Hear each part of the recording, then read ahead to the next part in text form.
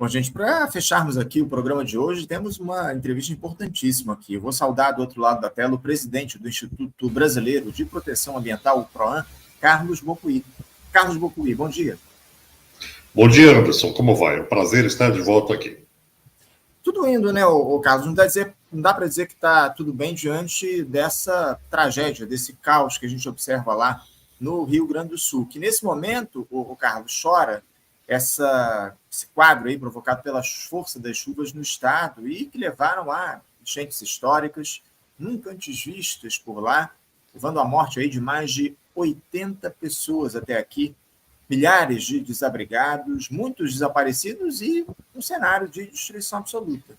Fica difícil até expressar, né, Carlos, com palavras o sentimento em relação ao povo gaúcho nesse momento.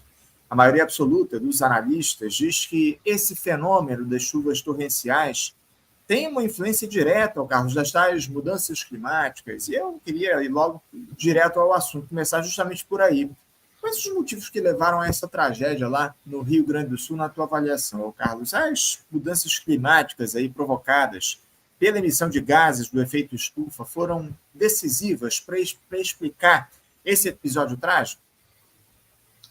Olha, de fato, né, você tem hoje um quadro de aquecimento global que ele já se aproxima aí de 1,5 graus, que era aquele quadro temido pelo Acordo de Paris, onde você ultrapassa um limite de segurança para a sociedade. Né?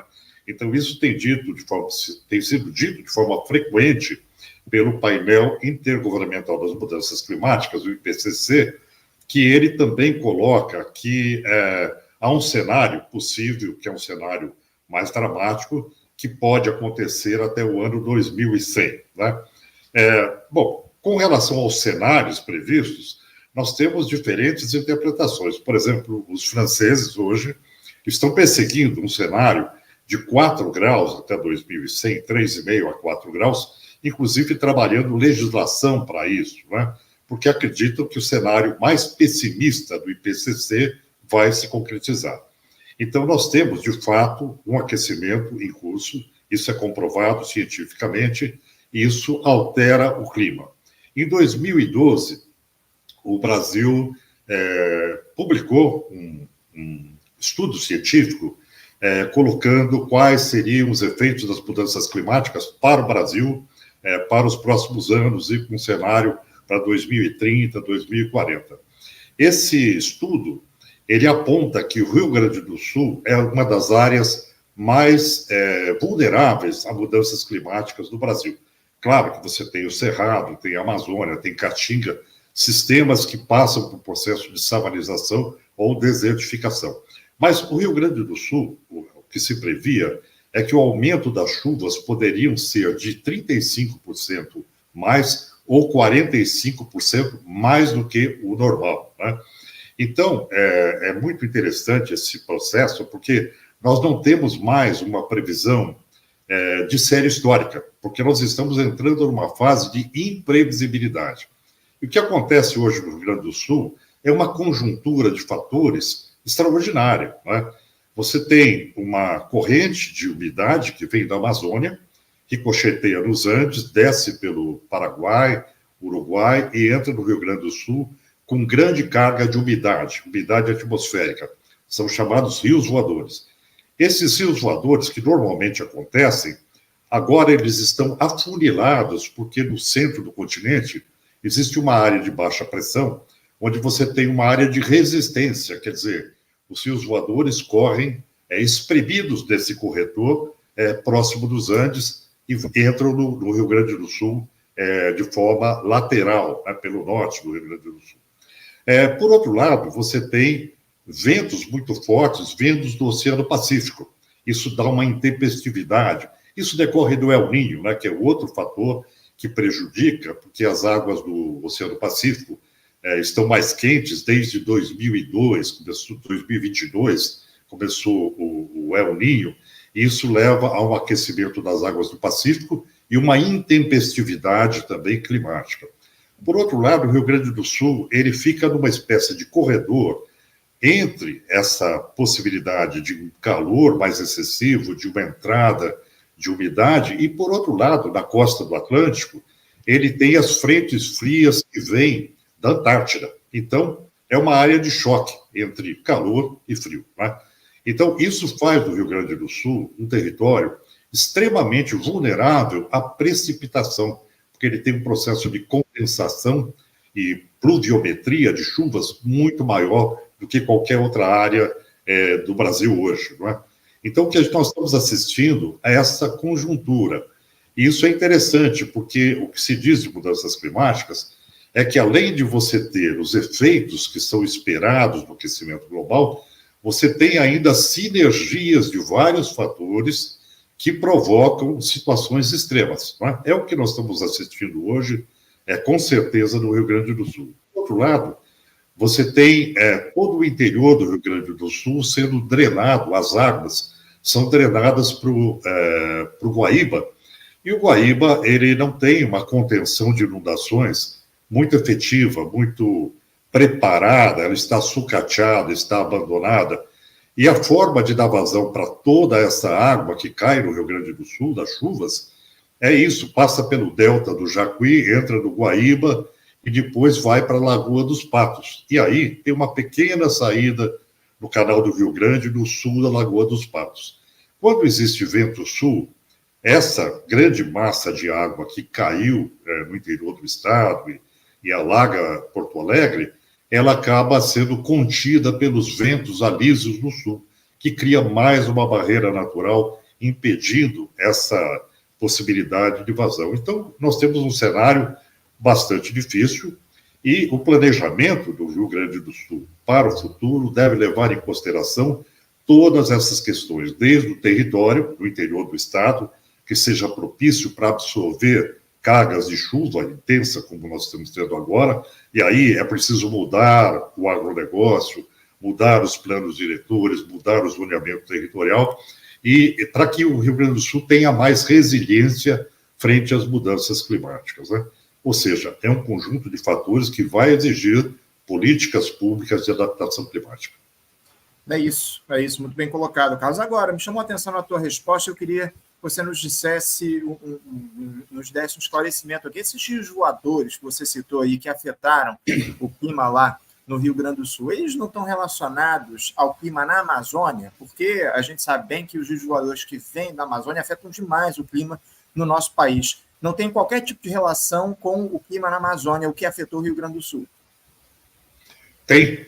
Na verdade, você tem sempre uma relação continental com a Amazônia.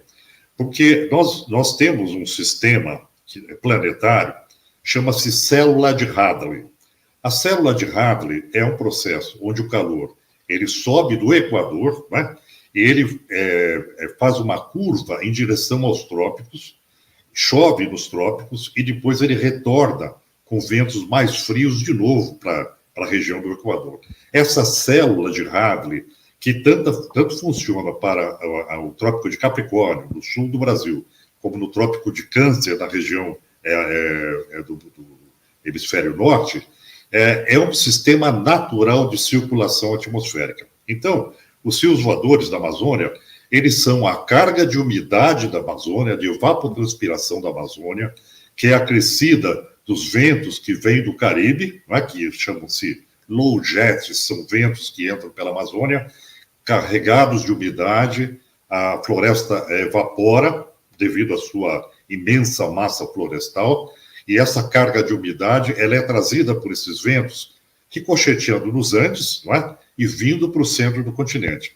Então, esse caminho da célula de Hadley, que é essa transposição de atmosfera, ela carrega essa carga de umidade sempre na América do Sul. E ela é extremamente importante, porque é ela que dá vida para 60% das chuvas que acontecem no continente sul-americano. Inclusive para a formação da Bacia do Plata, não é? Da Argentina, é importante para o Paraguai, para o Uruguai, para a Argentina, passando aí pelo Pantanal boliviano, etc. Como se sabe, hoje o Pantanal brasileiro, que é uma área de recarga desses rios voadores, passa por lá, ele está com muita secura. Então, ali tem uma barreira atmosférica que faz com que esse corredor de umidade ele ricocheteie nos Andes e passe pela lateral do Pantanal e desça em direção, passando por Paraguai, entrando no Rio Grande do Sul. Ou seja, o Rio Voador, ele é um mecanismo que funciona. No momento, ele está espremido entre essa área de baixa pressão e os Andes. Por isso, ele entra com mais força no Rio Grande do Sul. É um fenômeno natural, né? Nós dependemos desse fenômeno para abastecimento hídrico na América do Sul. Certo, tá certo. Agora, o Carlos, o que mais preocupa, talvez, inclusive as autoridades lá no Rio Grande do Sul, é que parece que há previsão de mais chuva para os próximos dias. Na verdade, a partir de amanhã está previsto uma nova carga de água caindo do céu. Claro que tem uma intensidade menor, mas é óbvio que, por uma região já alagada, muito afetada pelos efeitos aí dessas inundações, essas novas precipitações podem prolongar ainda mais as cheias do Guaíba e produzir mais problemas. Não, como é que você vê essa possibilidade do cenário ficar ainda pior lá no sul a partir dessas novas chuvas que estão previstas aí para os próximos dias? Olha, eu acho que o grande problema do Rio Grande do Sul hoje é a capacidade de drenagem via Guaíba, né? Rio Grande do Sul é um estado plano, né? É um estado de região de pampa. Ele é um estado que tem planícies. Então, a possibilidade de vazão é menor do que outras regiões que têm maior declividade. Por exemplo, se isso ocorresse no estado de São Paulo, você teria uma maior capacidade de declividade para levar essa água para outra direção. Ali, toda a água do interior do Rio Grande do Sul ela é recebida pelas chuvas, né, pelos campos, pelo Pampa, e é carreada, drenada por um sistema que é o Delta do Jacuí. Quer dizer, ela cai toda na região do Guaíba. E, como eu disse, o Guaíba tem vazão pela Lagoa dos Patos, e um pequeno canal ao sul da Lagoa dos Patos, que que dá essa vazão. Isso faz com que essa capacidade de drenagem ela seja menor. Então, toda chuva, no momento, é preocupante, porque você vai ter um agravamento de uma situação que você ainda tem uma elevação do Guaíba inundando Porto Alegre de praticamente 5 metros, né? Então, você já tem uma sobrecarga do sistema de drenagem. Então, a questão que se coloca, Anderson, é como compatibilizar o território, né, do Rio Grande do Sul diante desse cenário, porque nós estamos diante de uma demonstração que esse é um fenômeno que deve ocorrer outras vezes. Por exemplo, nós tínhamos antes fenômenos extraordinários, climáticos, um a cada 50 anos. Né? Após mudanças climáticas, isso se multiplica. Então, você tem 3 fenômenos climáticos extremos a cada 50 anos, ou pode ter mais, um a cada 5 anos. Então, o IPCC, ele é muito claro, ele diz, olha, a intempestividade, ela é praticamente imprevisível, né? Porque você tem um sistema que enlouqueceu, o clima enlouqueceu. Então, toda aquela série histórica que antigamente a gente tinha, que dizia, olha, chove a cada tanto tempo, inunda a cada tanto tempo, isso não existe mais. A gente não tem mais uma referência histórica. A isso se dá o nome de incerteza radical. É muito interessante porque... Por que é radical? Porque é uma incerteza absoluta. Né? Você tem um estado de estabilidade. Então, de fato, nós estamos aprendendo com esse processo. Agora, o que fazer com relação a isso é defesa civil, né? Você planejar o território, ter um novo ordenamento territorial rigoroso, não deixar ocupar áreas inundáveis. Quando você desocupar, reconstruir, tirar dessas áreas inundáveis a ocupação que foi feita de forma irregular, ou seja, é preciso reorganizar o espaço territorial para que você tenha maior capacidade de resiliência. E mais do que isso, você tem que trabalhar o processo, como você disse agora, vai chover ainda um pouco essa semana, então você tem que ter um sistema que as Nações Unidas chamam de alerta precoce, onde você tem a meteorologia dizendo, olha, vai acontecer, e você tem uma sociedade preparada para responder aquilo. Não é? O que aconteceu atualmente no Rio Grande do Sul foi como uma armadilha, as pessoas foram pegas numa armadilha, sem saber para onde ir, sem ter rota de fuga, sem ter previsão de abrigo, não é? Se você pegar o caso, por exemplo, na costa sul dos Estados Unidos, a região de Miami, você tem o estabelecimento de rotas de fuga em relação a ciclones, eventos extremos, muito bem estabelecida. Então, você já tem um processo de defesa civil preparado, porque lá isso é mais constante, não é? Como a gente está vivenciando isso no Brasil agora, todo esse sistema de alerta precoce, de alerta-resposta, ele tem que ser preparado. E aí isso exige um envolvimento muito grande da sociedade, no sentido de que ela esteja preparada para a percepção do risco que ela corre. É isso. É muito grave. A comunidade, como você muito bem colocou, precisa estar preparada e, acima de tudo, fazer o diálogo direto com o poder público, no sentido de reduzir os dramas aí provocados por essas mudanças climáticas. E é como você muito bem falou, né, o Carlos, já lembra dizer que esse é o novo normal, porque o que está por vir aí ainda é muito incerto, é uma incógnita o futuro em relação a essas chuvas, a esses eventos climáticos extremos que estão se colocando no nosso país e em todo o mundo. O Carlos, para a gente fechar aqui, já trazendo esse mote que você me deu aí no finalzinho da tua resposta, de alguma forma os gestores públicos, para além das suas aí enormes responsabilidades em relação às iniciativas para minimizar os efeitos dos eventos extremos, esses gestores têm envolvido as comunidades locais na implementação de estratégias para a prevenção desses desastres, como a gente teve lá no Rio Grande do Sul? Você já deu uma palhinha aí ao longo da tua última resposta, mas eu queria que você aprofundasse isso. Qual é o diálogo, qual é o tipo de diálogo que os gestores têm de fazer com a população a fim de tentar minimizar esses problemas provocados pelas chuvas? Bom, a primeira questão no caso do alagamento, é saber onde alaga, né? Quais são as áreas sujeitas a inundações. Existe um mapeamento no Brasil muito bem feito, já de cartas geotécnicas, que dão uma previsão de quais são as áreas de risco do Brasil hoje. Isso já está bem avançado no sentido de que a informação científica ela está disponível. Isso tem que ser absorvido pelo poder público no sentido de estabelecer áreas de risco. E as áreas de risco, elas devem ser objeto de várias medidas por parte do poder público. A primeira delas é você desocupar áreas de risco quando você sabe que ali realmente se constitui uma armadilha para as pessoas que lá estão. Não é? Outra questão é você minimizar o risco. É possível, com obras, você fazer contenção de encostas, por exemplo, em estados que têm maior declividade. É possível você fazer contenção de inundações, como Porto Alegre tem, no caso, com uma muralha de 2,5 metros por 60 de extensão. Isso tem que ser ampliado, mais ou menos na linha que a Holanda fez com o mar, né? A Holanda, sempre agredida pelo oceano, ela acabou tendo essa previsão de barreiras que protegessem a sociedade.